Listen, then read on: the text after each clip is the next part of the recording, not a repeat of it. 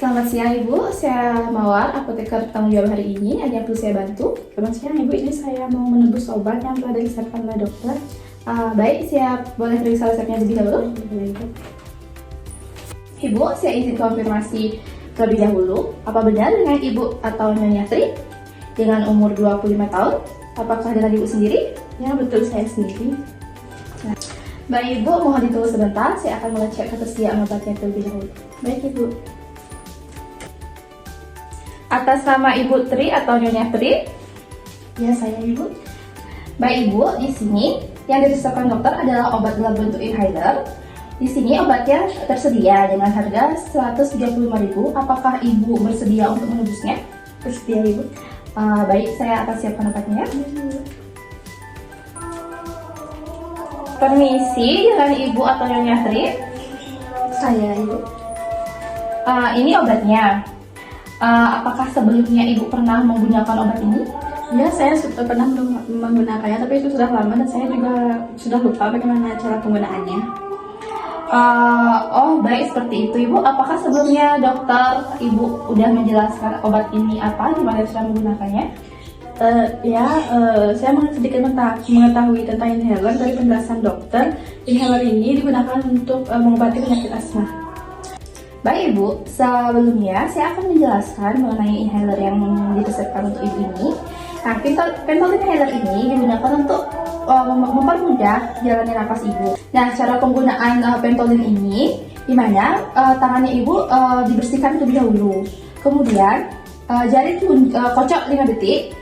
Terus itu jari telunjuk Ibu tuh berada di bagian atas dan di ibu jarinya itu di bawah corong Ventolinnya. Seperti ini Ibu. Terus gimana di cap inhalernya Ibu buka ya.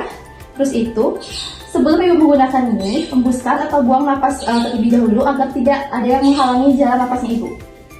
Nah, letakkan corong ventolinnya ini antara gigi bagian atas dan bawah, tapi jangan gigit ya Ibu. Nah, untuk mencegah inhaler ini keluar setelah disemprotkan itu.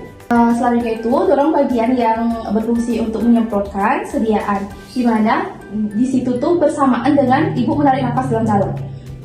Dimana menekan tabungnya ini dilakukan hingga paru-paru Ibu terasa penuh dan jangan menghembuskan nafas terlebih dahulu Ibu ya.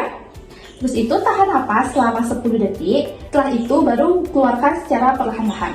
Ibu, setelah Ibu selesai menggunakan inhaler ini, bagian corongnya itu dilap dengan lap atau tisu bersih. Kemudian kumur atau cuci mulutnya Ibu supaya mencegah terjadinya infeksi pada mulut. Setelah selesai menggunakan, Ibu bisa simpan inhalernya. Bagaimana Ibu? Apakah Ibu sudah mengerti? Ya, Ibu, saya sudah mengerti. Lalu bagaimana ya aturan pakainya dan kira-kira efek samping yang ditimbulkan dari penggunaan inhaler ini? Baik Ibu, untuk aturan pemakaiannya, inhaler ini digunakan jika Ibu mengalami kesulitan bernapas. Yang di resep ini, aturan pakainya digunakan jika perlu. Jadi, jika Ibu mengalami gangguan pernapasan, baru Ibu gunakan. Nah, untuk efek samping yang bakal timbul, bisa mungkin terjadi sakit kepala, perasaan tegang atau tidak enak saat penggunaan, dan tenggorokan itu bisa terjadinya adanya infeksi karena waktu Ibu menggunakan ini, tangan Ibu belum bersih sehingga adanya bakteri yang menyebabkan infeksi. Seperti itu Ibu, apakah sudah mengerti?